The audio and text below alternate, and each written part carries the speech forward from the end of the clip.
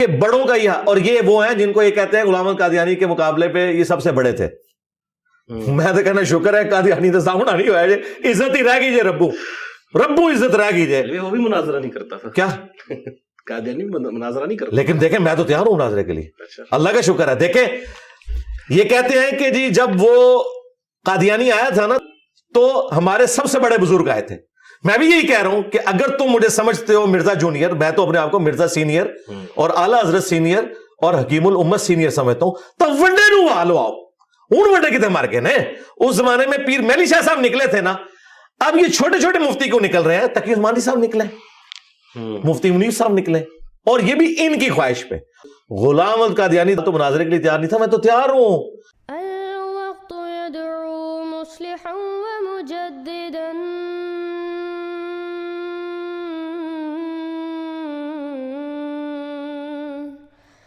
فرنوا بنظر طاهر وجنان.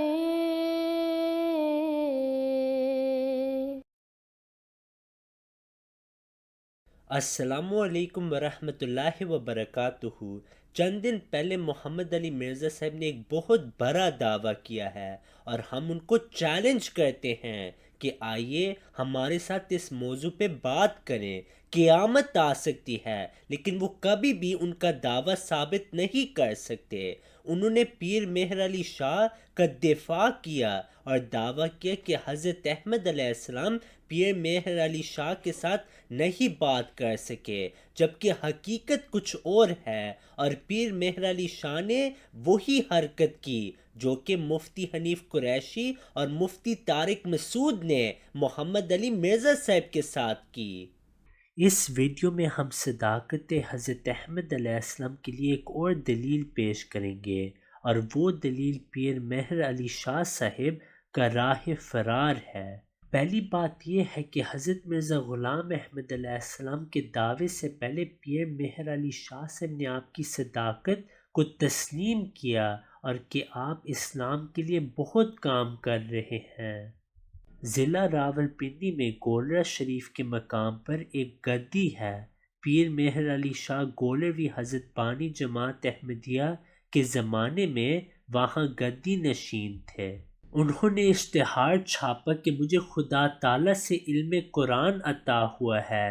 جب ان کا یہ اشتہار چھپا تو حضرت مرزا غلام احمد علیہ السلام نے اس کے جواب میں اشتہار چھاپا کہ کئی سال سے میرا دعویٰ ہے کہ میں مسیح موعود ہوں، مہدی موعود ہوں، اور مجھے خدا تعالیٰ نے اپنے جناب سے قرآن کریم کے حقائق و معارف سکھائے ہیں. اور اب آپ اشتہار میں کہتے ہیں کہ آپ کو بھی اللہ تعالیٰ علم قرآن سکھاتا ہے، تو پبلک کے لیے اجتباع پیدا ہو گیا ہے کہ آپ کو سکھاتا ہے یا مجھے سکھاتا ہے.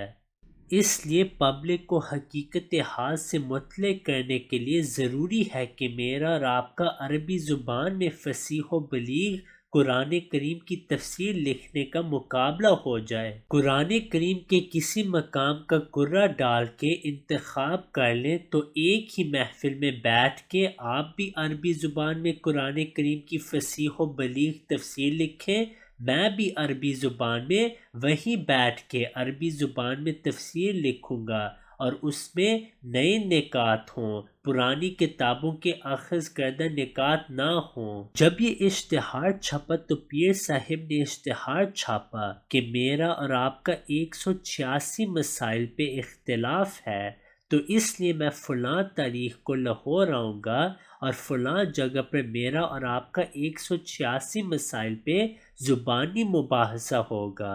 اور اگر فلاں مولوی، انہوں نے نام ان مولویوں کے لیے جو کہ کئی سال سے حضرت مسیح موعود علیہ السلام پہ کفر کے فتوے لگا چکے تھے اور پیر صاحب کے ہم خیال اور ہم عقیدہ تھے.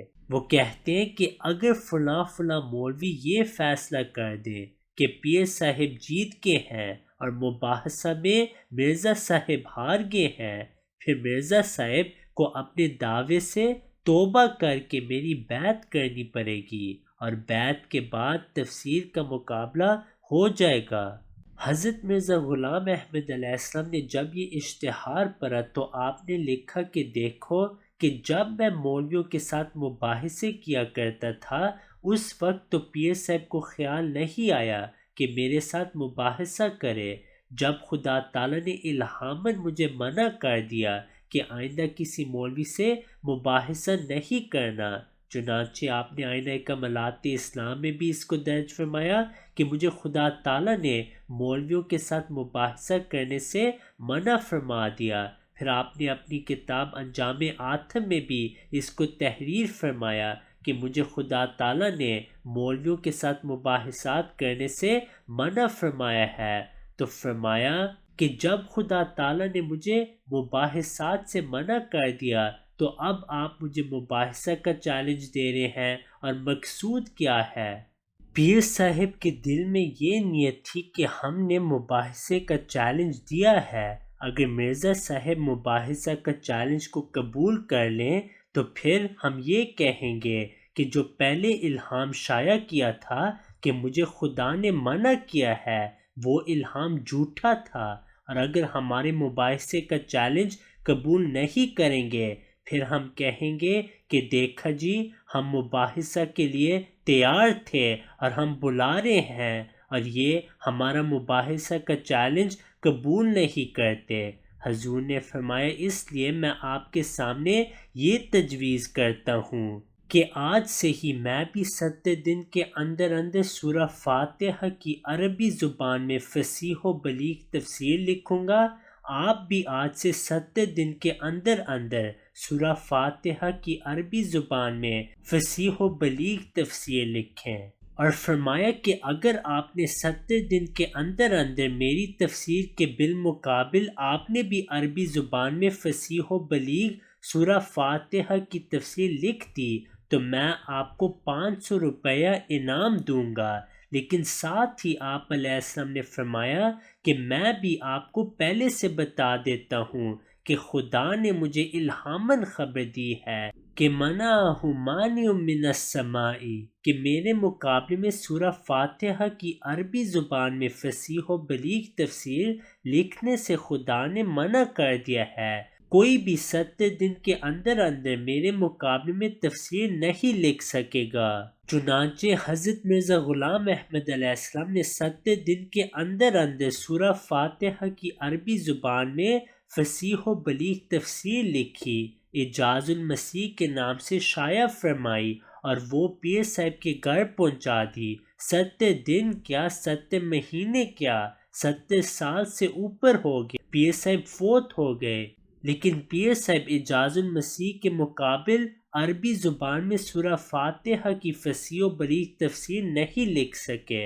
آپ کے ایک مرید نے آپ کی سوان عمری شائع کی گولرا شریف سے، اور اس کا نام مہر منیر ہے۔ اس میں اس واقعے کو درج کر کے آپ کا مرید لکھتا ہے کہ لوگوں نے پیر صاحب سے اپنی اس خواہش کا اظہار کیا کہ آپ بھی قرآن کریم کی تفسیر لکھیں سورہ فاتحہ کی، تو پیر صاحب نے جواب دیا کہ ہاں میں نے بھی سورہ فاتحہ کی تفسیر لکھنے کے لیے اللہ تعالیٰ کی بارگاہ میں توجہ کی تھی، تو اس کے نتیجے میں اللہ تعالیٰ کی طرف سے مجھ پہ اس قدر آسمانی انوار کا نزول ہوا کہ میں پھر ان کو سمیٹ ہی نہیں سکا، چنانچہ میں نے تفسیر لکھنے کا ارادہ چھوڑ دیا۔ اس جواب پہ غور کریں کہ کس طرح گھبراہٹ اور پریشانی کی حالت میں یہ جواب تراشا گیا ہے، لیکن یہ جواب یہ بتاتا ہے کہ حضرت مرزا غلام احمد علیہ السلام نے تو مقررہ میعاد میں تفسیر لکھ کر چھاپ کر پہنچا دی، لیکن پیر صاحب نے مقررہ میعاد کے بعد بھی نہ تفسیر لکھی نہ چھپوائی۔ لیکن جواب دیکھیں کہ اگر تو خدا تعالیٰ کی طرف سے آسمانی انوار کا نزول ہوا تھا تو وہ آسمانی انوار ہی کیسے جس پہ نزول ہو وہ انہیں سمیٹ نہ سکے اور سنبھال نہ سکے؟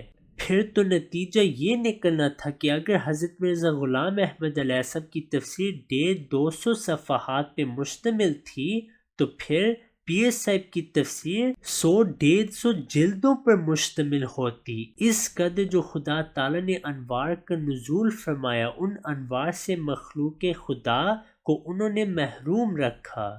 یاد رکھنا چاہیے کہ پیر میر علی شاہ صاحب جب لاہور آئے تھے تو انہوں نے حضرت مسیح موعود علیہ السلام کو بتایا ہی نہیں. پھر آپ علیہ السلام نے ایک اور اشتہار شائع کیا کہ آپ جب لاہور آئیں گے تو 3 دن پہلے مجھے اطلاع دے دیں، اور مجھے پتہ ہے کہ آپ سورہ فاتحہ کی تفسیر نہیں لکھ سکیں گے. تو ایک اور چیلنج ہے کہ میں 3 گھنٹوں کی تقریر کروں اور پھر آپ کریں اور پھر عوام الناس فیصلہ کریں، اور وہ بھی لاہور میں. اس کا بھی جواب پیر مہر علی شاہ نہیں دے سکے. اس واقعہ کے بعد پیر مہر علی شاہ پہ اللہ تعالیٰ کا عذاب آیا اور آپ نے اپنے مرید کی کتاب کا سرقہ کیا اور پھر آپ پکڑے بھی گئے، اور اس کے بعد آپ کے لوگ بھی جماعت اسلام احمدیہ میں شامل ہوئے. پیر نصیر الدین نصیر نے تو جماعت اسلام احمدیہ کی فتح تسلیم کر لی ہے. امت سے التماس ہے کہ یہ بڑا نازک دور ہے، میڈیا پر اعلانات ہو رہے ہیں، اشاعت ہو رہی ہے، اور 100 زبانوں میں ترجمہ ہو رہا ہے. چینل پہ میڈیا پہ تشہیر ہو رہی ہے 100 زبانوں میں، اور جوک در جوک لوگ بیعت ہو رہے ہیں.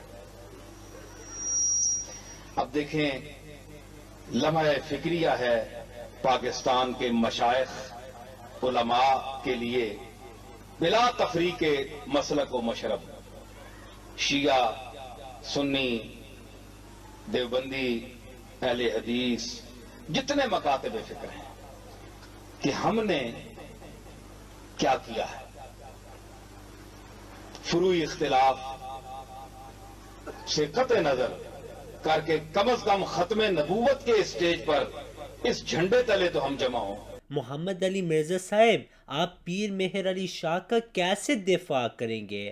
ہم آپ کو وہ اعجازی تفسیر دکھائیں گے، آگے سے آپ ہمیں کیا دکھائیں گے؟ آپ تو صرف ہمیں یہ دکھا سکتے ہیں کہ لا الہ الا اللہ چشتی رسول اللہ نعوذ باللہ، اور آپ کے پاس کیا ہوگا؟ آپ کو پتہ ہے غلام احمد قادیانی کے خلاف پیر میر علی شاہ صاحب نے کتابیں لکھی ہیں، اور اس نے ان کے خلاف لکھی ہیں کتابیں. تو اس میں پیر میر علی شاہ صاحب پہ جب اس نے اعتراض کیا نا چشتی رسول اللہ والے واقعے کا، تو پیر میر علی شاہ صاحب نے تحقیق الحق فی کلمت الحق اس کتاب کے اندر انہوں نے کہا کہ چشتی رسول اللہ والے واقعے سے کوئی دلیل نہیں پکڑ سکتا، وہ بزرگ ایک خاص حالت میں تھے، ان کا معاملہ بالکل الگ ہے، وہ بالکل ٹھیک تھا، تو اگر اپنے نام کا کلمہ پڑھائے گا نا تو ہم تجھے غلط کہیں گے. اندازہ کریں، غلام احمد قادیانی کو یہ کہتے ہیں ہم نے خاموش کروا دیا تھا. خاموش کیا کروایا؟ اپنے کپڑے اتار دیے اس کے سامنے کہ چشتی رسول اللہ اگر ہمارا بابا پڑھوائے تو صحیح اور تو پڑھے تو غلط. یہ اندازہ کریں، یہ مناظرے کرتے تھے. خاموش کیا کروایا؟ اپنے کپڑے اتار دیے اس کے سامنے کہ چشتی رسول اللہ اگر ہمارا بابا پڑھوائے تو صحیح اور تو پڑھے تو غلط. یہ اندازہ کریں، یہ مناظرے کرتے تھے.